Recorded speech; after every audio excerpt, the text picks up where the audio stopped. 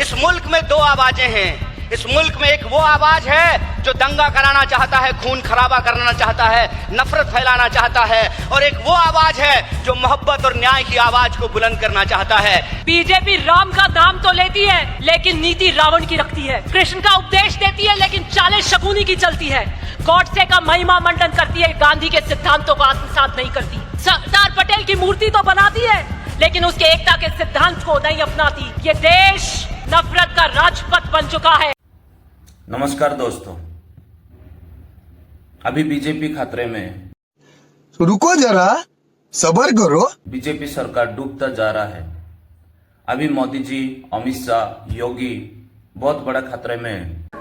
हम भारतीय नागरिक हैं और हम में से किसी को कभी न वो काम करना है, कभी न वो शब्द बोलने हैं, न कभी वो विचार भी करना नहीं है जिससे भारत माता का सिर झुक सकता है। कांग्रेस का पार्टी बिहार में जीत चुका है। अभी कांग्रेस का पार्टी बिहार में सीएम बनेगा। अभी मजा आएगा ना भिड़ो। नीतीश कुमार वो भी हार चुका है। दोस्तों, अभी जो इलेक्शन होने वाला है 2025 अक्टूबर नवंबर महीना में, इसमें कांग्रेस का जीत दिख रहा है। आप लोग को मालूम है, कांग्रेस से एक पुराना पार्टी है जो कि सदियों साल से इंडिया पे अच्छा काम करके आ रहा है। बात तो सही है। दौड़ना तो पड़ता है। कांग्रेस का वजह से हम लोग अभी खड़े हैं। कांग्रेस नहीं होते तो अभी तक हम लोग को गुलामी करते होंगे। सो दोस्तों, कांग्रेस कभी भी नफरत का पार्टी नहीं है, सबको बराबर देख के चलता है।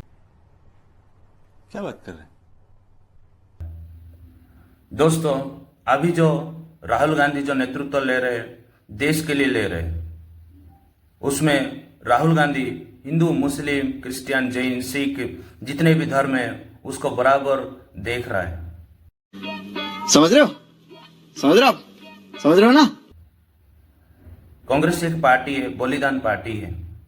कांग्रेस के जितने भी सदस्य हैं, महात्मा गांधी से लेकर इंदिरा गांधी तक सब बलिदान दिए, और कोई भी पार्टी ऐसा नहीं कर पाएगा। दूसरे पार्टी क्या करते हैं? नफरत फैलाते हैं। बात तो सही है। दौड़ना तो पड़ता है। लेकिन कांग्रेस ऐसा नहीं करते। दोस्तों, ये देश में कांग्रेस होना चाहिए, क्योंकि कांग्रेस का वजह से देश अधूरा हो जाएगा। सो आप लोग को बिहार में अच्छा से बहुमत वोट देकर कांग्रेस को जिताना है। सही पकड़े हैं दोस्तों, इसका बारे में रेवंत जो कि तेलंगाना का सीएम, वो क्या बोल रहा है आप थोड़ा देखो, आपका स्क्रीन पे। पिक्चर चालू करो बे। जो धरती पे आज एक्सटेंडेड सीडब्ल्यूसी मीटिंग हो रहा है, ये धरती गांधी जी का, सरदार वल्लभ भाई पटेल का।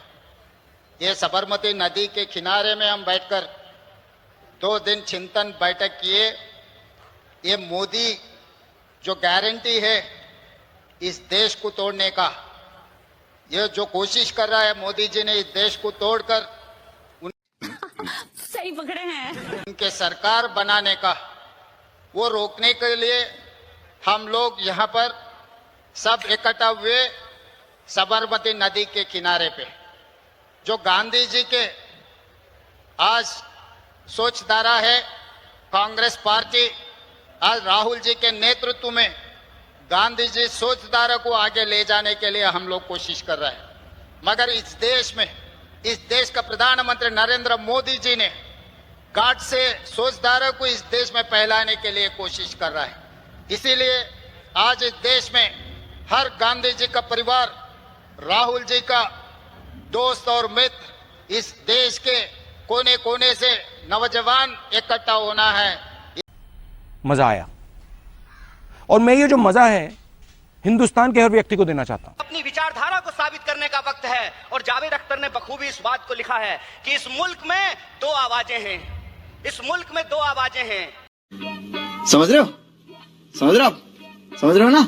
इस मुल्क में एक वो आवाज है जो दंगा कराना चाहता है, खून खराबा करना चाहता है, नफरत फैलाना चाहता है, और एक वो आवाज है जो मोहब्बत और न्याय की आवाज को बुलंद करना चाहता है। इसीलिए हम कहते हैं कि मुझे पामाल रस्तों का सफर अच्छा नहीं लगता, जिस तरह जाते हैं लोग उधर जाना अच्छा नहीं लगता। आप कांग्रेस पार्टी के ईमानदार कार्यकर्ता हैं, आपके कंधे पर देश को बचाने की जिम्मेवारी है, आपके कंधे पर संविधान को बचाने की जिम्मेवारी है, और हमको पूरा भरोसा है कि आईसीसी सेशन के माध्यम से पूरे देश में यह संदेशा जाएगा और कांग्रेस पार्टी का एक एक कार्यकर्ता मजबूत होकर के अपनी काबिलियत को साबित करेगा। वह पथ क्या, पथिक कुशलता क्या, जिस पथ में बिखरे सूल न हो, नाविक की धैर्य परीक्षा क्या, जब धाराएं प्रतिकूल न हो। इस प्रतिकूल समय में कांग्रेस पूरे दमखम के साथ उस काली विचारधारा के खिलाफ, उस काली टोपी के खिलाफ टी शर्ट पहन करके लड़ेगा, और यह टी शर्ट का जो सिंबल है वो न्याय का सिंबल है। उस अन्याय के खिलाफ हमको इस न्याय की आवाज को बुलंद करना है। गजब बेइज्जती है। मुझे पूरा भरोसा है कि आईसीसी सेशन से निकल करके हम अपने जिलों में जाएंगे, अपने बूथों पर जाएंगे, और समाज में, देश में जहां कहीं भी अन्याय होगा, हम कांग्रेस पार्टी बन करके, कांग्रेस का कार्यकर्ता बन करके, गांधी का सिपाही बन करके गोडसेवादी विचारधारा को परास्त करने का काम करेंगे। बहुत बहुत शुक्रिया, बहुत बहुत धन्यवाद। इनकलाब जिंदाबाद, जय हिंद, जय कांग्रेस। अभी मजा आएगा ना भिड़ो। कन्याकुमारी से जो सफर शुरू हुआ था वो अहमदाबाद तक लगातार जारी है और आगे भी जारी रहेगा। और कल ही राहुल जी परसों बिहार से लौटे हैं, तब यह कविता मैं सुनाता हूं कि उदास मौसम बदल रहा है, उदास मौसम बदल रहा है, धुएं का पर्वत पिघल रहा है, दिलों में लावा उबल रहा है। सुबह सुबह जब हुजूम लेकर सफर पे निकले तो यूं लगे है कि जैसे सूरज निकल रहा है। वो चल रहा है, वो चल रहा है। वो कह रहा है कि नफरतों से जो दिल है टूटे मैं जोड़ दूंगा। एक नारा नफरत छोड़ो भारत जोड़ो, एक नारा नफरत के बाजार में मोहब्बत की दुकान खोल ली है। वो कह रहा है कि नफरतों से जो दिल है टूटे मैं जोड़ दूंगा।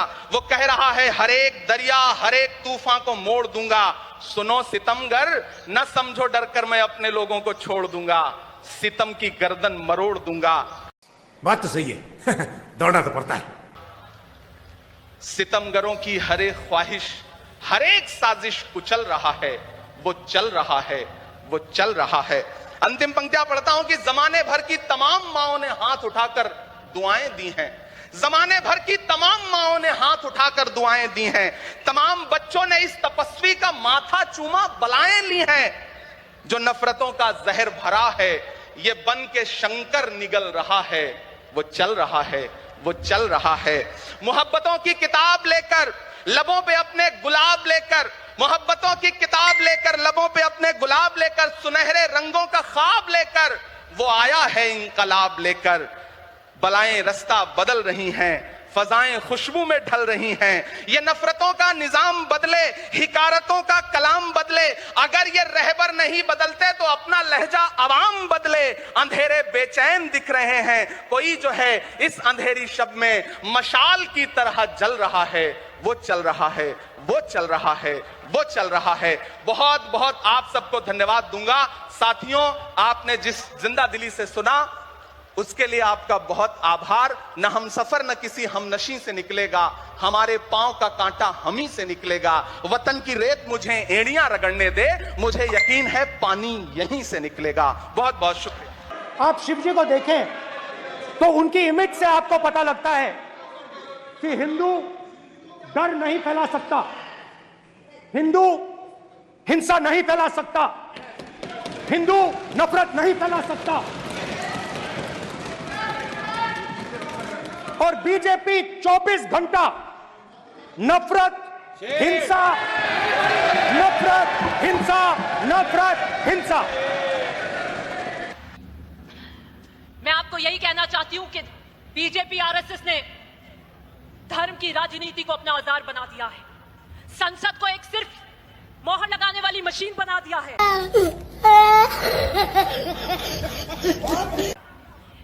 बीजेपी राम का नाम तो लेती है लेकिन नीति रावण की रखती है, कृष्ण का उपदेश देती है लेकिन चालें शकुनी की चलती है, गॉडसे का महिमा मंडन करती है, गांधी के सिद्धांतों को आत्मसात नहीं करती। सरदार पटेल की मूर्ति तो बनाती है लेकिन उसके एकता के सिद्धांत को नहीं अपनाती। ये देश नफरत का राजपथ बन चुका है। मैं इन कांग्रेस जनों को कहना चाहती हूं, उठिए और राहुल गांधी का न्याय पथ में उनके साथ चलिए।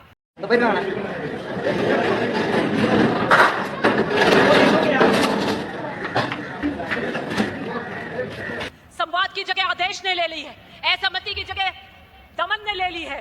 ये तानाशाही निजाम, कब्रिस्तान, शमशान, मंगलसूत्र, मुजरा, बटेंगे तो कटेंगे जैसे नारों की राजनीति कर रहा है। ये लपटे संविधान को जला रही हैं। मैं आखिर में यही कहना चाहती हूं कि आम आदमी की चीख मौन बन चुकी है।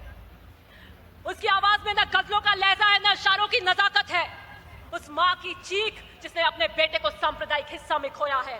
गुजरात की यह धरती हमें क्रांति के लिए पुकार रही है। कांग्रेस का ये कार्यकर्ता बापू की अहिंसा का संकल्प है, नेहरू का विजन है, सरदार पटेल का लौह संकल्प है। रुको जरा, सबर करो। लाल बहादुर शास्त्री की सादगी है, इंदिरा गांधी का साहस है, राजीव गांधी का बलिदान है, सोनिया गांधी का संघर्ष है और राहुल गांधी का धैर्य है।